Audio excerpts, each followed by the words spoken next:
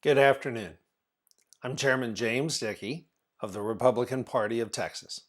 As we kick off our presentation today, I'd like to take a moment to recognize the incredible work that the RPT team has continued to do during this, the largest global pandemic. Will not let a good crisis go to waste. They are all in for advancing their extremist positions and prioritizing naked power grabs over caring for our fellow Texans.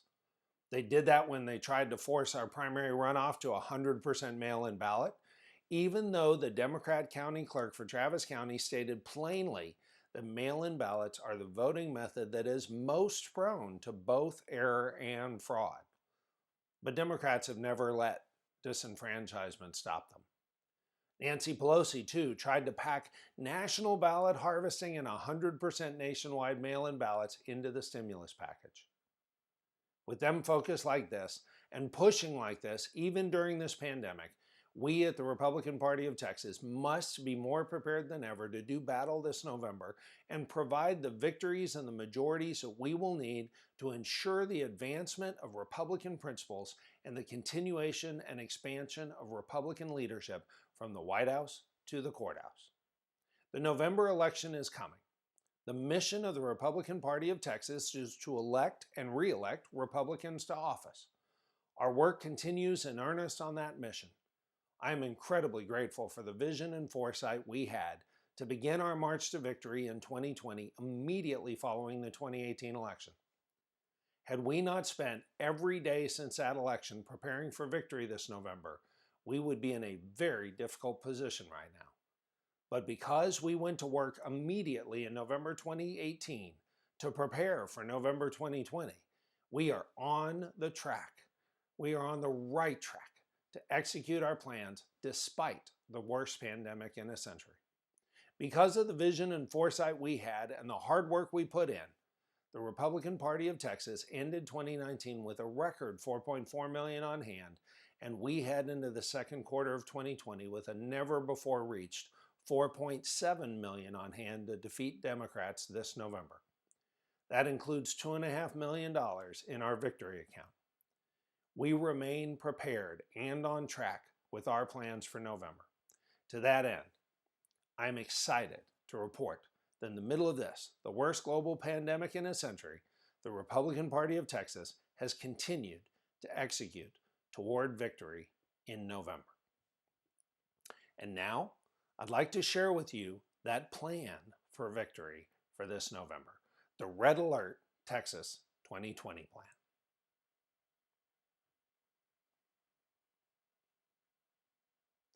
The Red Alert Texas 2020 plan is subtitled November is Coming, because that is absolutely true. The Democrats are coming hard, and November will be here. We are ready. We are ready because we've had 2 years of hard work preparing. We started right after the 2018 election, taking a look at what really had changed in Texas. And what had changed was not demographics. What had changed was not philosophy. What had changed was Democrats had been working hard for years to intentionally register more Democrat voters. And in fact, you can see from the 2012 primary to the 2018 general election, Democrats' total registration went up by 2.7 million voters. Now, as Republicans, we got our fair share of that, the organic share of that. But Democrats were being intentional about it. We were not. And just to give you a feel for how big 2.7 million new registered voters is, there are 26 states in the union that don't even have 2.6 million registered voters. The state of Colorado does not have 2.7 million registered voters. That's how much our voting population has changed just in the last 6 years. So we went to work right away, putting out the Volunteer Engagement Project, and I'll talk about that more in a moment. But in Texas, we also have a political calendar that has a right time, a season for everything. And in early odd years, the season is legislative session. And we knew it was important that the Republican Party of Texas be effective in advancing our principles during the legislative session. So we went to work advancing those principles. And as a result, where in the 2017 regular session, the state party had only testified on 2 bills, I alone testified on 95 bills in the 2019 session. Together, representatives of the state Republican Party testified over 300 times. And as a result, instead of under 60 bills passing that addressed our platform planks, we had 100 bills pass that advanced our platform planks. Instead of only having 32 of the platform planks addressed, we had 49 of our platform planks addressed. And these were not insignificant accomplishments. For the first time ever, taxpayer dollars are not going to fund Planned Parenthood. For the first time ever, taxpayer-funded lobbying, all expenditures on taxpayer-funded lobbying have to be reported. For the first time, it's legal in Texas, without a license, to carry for self-defense. Now, not enough. It's only in certain areas and it's only in certain times. But we've already had named storms that triggered those provisions. And just as always, when you count on law-abiding Texans, they stepped up, they did the right thing, and the impact was right. And we'll use that moving forward. We also got rid of some things we'd been trying to get rid of for a while. Red light cameras are finally gone in Texas. And for the first time in Texas history, a taxing entity cannot annex you and your neighbors without a vote of you and your neighbors.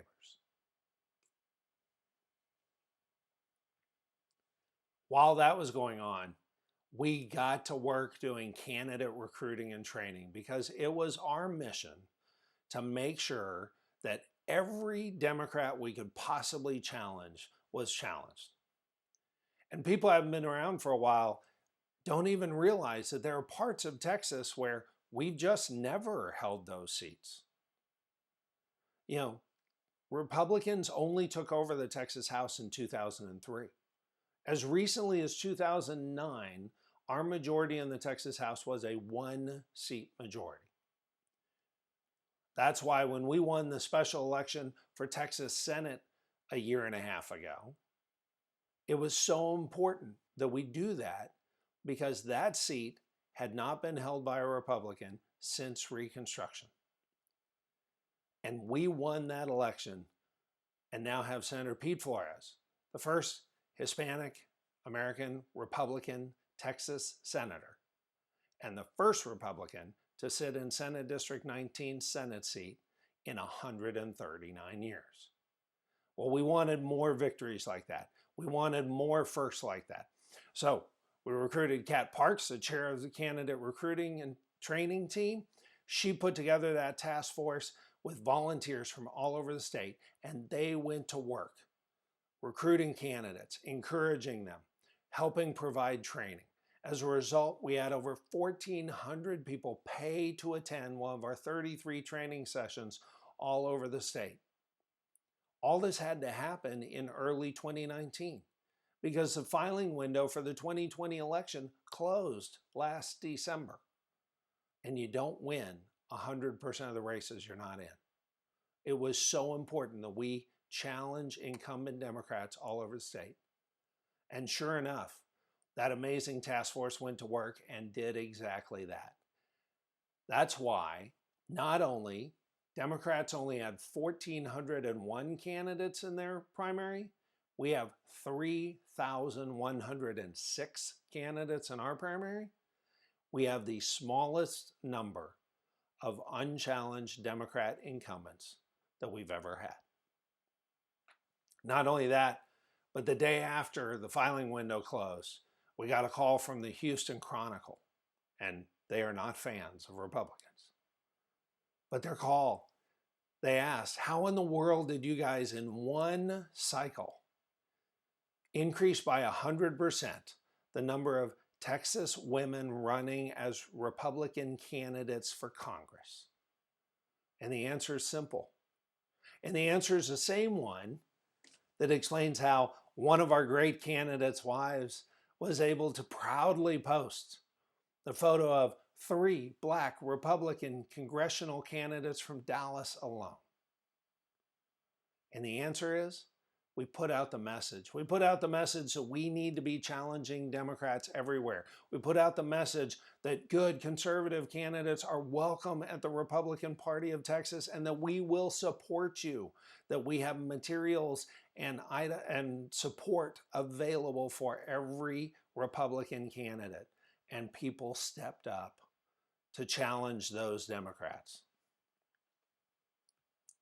And some of those tools we have, they include materials to help register voters, materials to help explain the differences between the Republican and the Democrat parties, the block walking and phone banking systems we've had, the best data we've ever had to support that, and our incredible event calendar map. We used to get calls every single day at the Republican Party of Texas, people saying, I've just moved somewhere, I've just become fired up. I want to get involved. Where is something happening near me? And now anyone can go to texasgop.org, and on our homepage, there is a calendar map there that shows events and activities happening near you to get involved. And just because right now we're dealing with pandemic doesn't mean we don't have activities going on. Just a lot of them now are on phone and virtual. But we still have a lot of great activities going on. One of the other amazing tools we have available for counties is that for the first time, we now have a template and a system set up for a modern website available for every single one of Texas's 254 counties with an easy to use back end and all of the required information on the web page to be able to A, let them comply with all the laws and requirements, but B, spread the message the way they must to grow our party in every single corner of Texas. All of this takes support, and that support needs staff. And that's why I'm so proud that RPT already has over 50 field staff, more than double the peak staff in the last 2 elections combined. We are not letting up at all. Even with this pandemic, that staff changed on a dime and went from in-person training and in-person door knocking to phone banking for contact and online training. And over the last 2 weeks, that staff has made over 30,000 phone calls. And we've done hundreds of voter registrations and dozens of training. If you want to get involved, we can still get you involved. And we want you involved because at the Republican Party of Texas, volunteers are our secret weapon. And one of the best ways that a volunteer can get involved is helping us do voter registration. We are no longer ceding that to the Democrats, and we haven't been. The Volunteer Engagement Project of the Republican Party of Texas is the easiest way for you to help us register new Republican voters. We've got an initiative called the 10K for 10R program. We're looking for 10,000 volunteers who will each register 10 new hardcore Republicans in Texas. If you want to sign up, either go to our homepage at texasgop.org, a form will pop up and you can fill it out there, or text 10K, 10K, send the text 10K to the phone number 72,000, 72000. We'll take your information. We will mail you a list of 10 people that we are 95% sure are hardcore Republican and we are 90% sure are not yet registered to vote in Texas. And all you have to do is call them and ask them whether the party can mail them a voter registration form. It's the easiest volunteering you've ever done, and it is really important.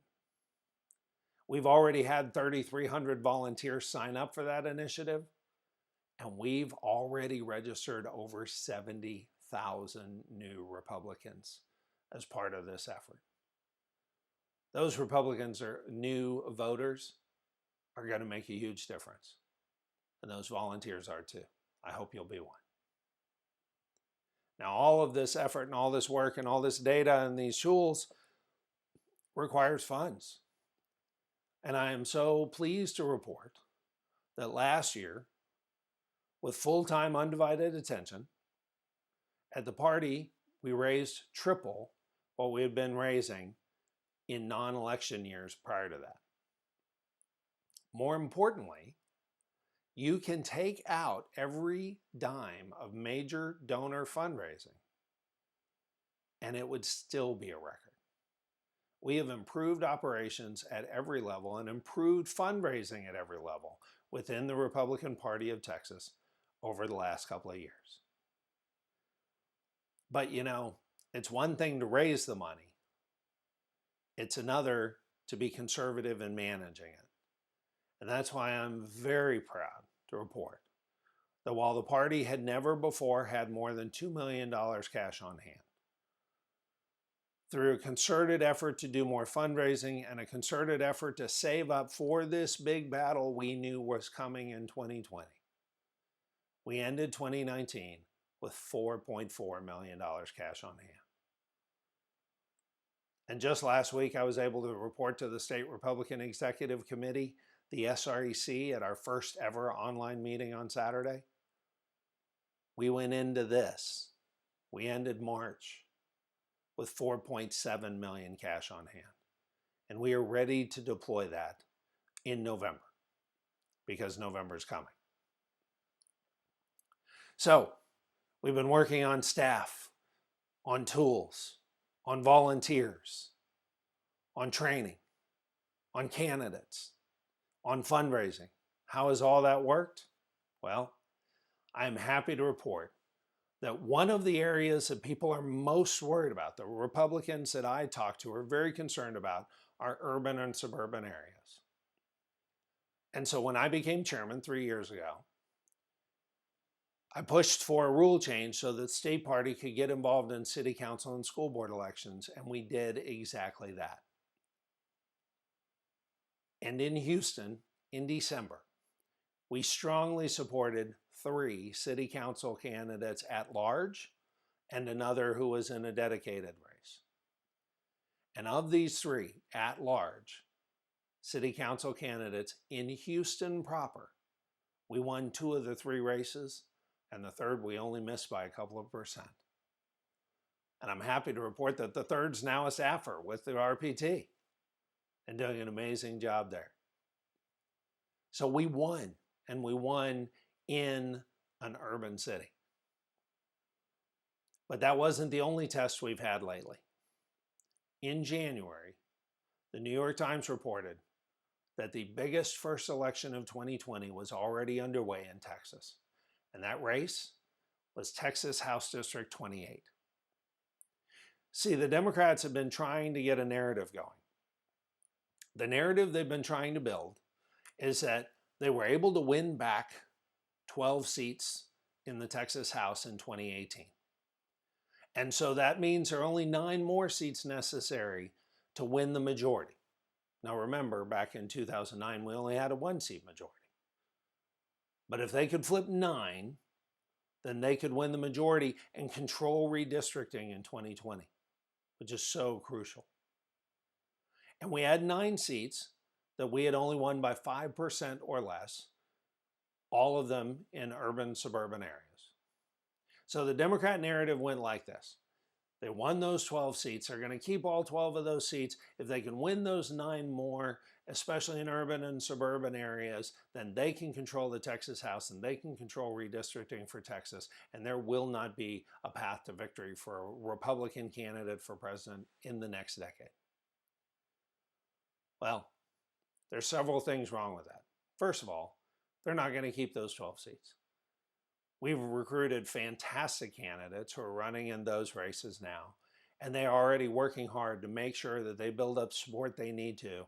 And we are working hard to supply them with the tools and support we need to make sure they win. And we win back those seats in November. But also, we've got those other 9 seats, urban and suburban areas where we won by 5 points or less. Well, that's what makes House District 28 so relevant. It was a suburban district just outside of Houston in Fort Bend County, where we had won by 8 points in 2018. So the Democrats were making the case that if they could just shave off a few points and maybe win that seat, but maybe not win it, but lose by less, so that they could prove that they could make gains of 4 or 5% in a suburban district in Texas, then they could make the case that they could flip the Texas House. And so they invested big. All these groups you see on the screen, they were here. Move On, Act Blue, the Texas Democrats, you name it, they were all in on that race. And national money came in. The Democrat candidate in that race, over 97% of her money came from outside her district. Over 75% of it came from outside Texas. Now, on our side, we had a great candidate who had learned some hard lessons the hard way in some earlier attempts that weren't successful. He was committed to walking those neighborhoods, and he personally walked 150 homes every day throughout that election. By the time it was over, he had walked 18,000 homes. But we also had our plan. The teamwork that we plan on deploying in November. The data, the tools, all of the coordination. And so we sent a team down there. We recruited volunteers, had them down there. We had our staff down there. We had our tools and our data down there. And we tested out our plan. And the result? The result was so amazing that not only did Governor Abbott say that the Texas GOP played a huge role in victory in House District 28, but even The Atlantic had to admit and call it for what it was, the humbling of Democrats in Texas.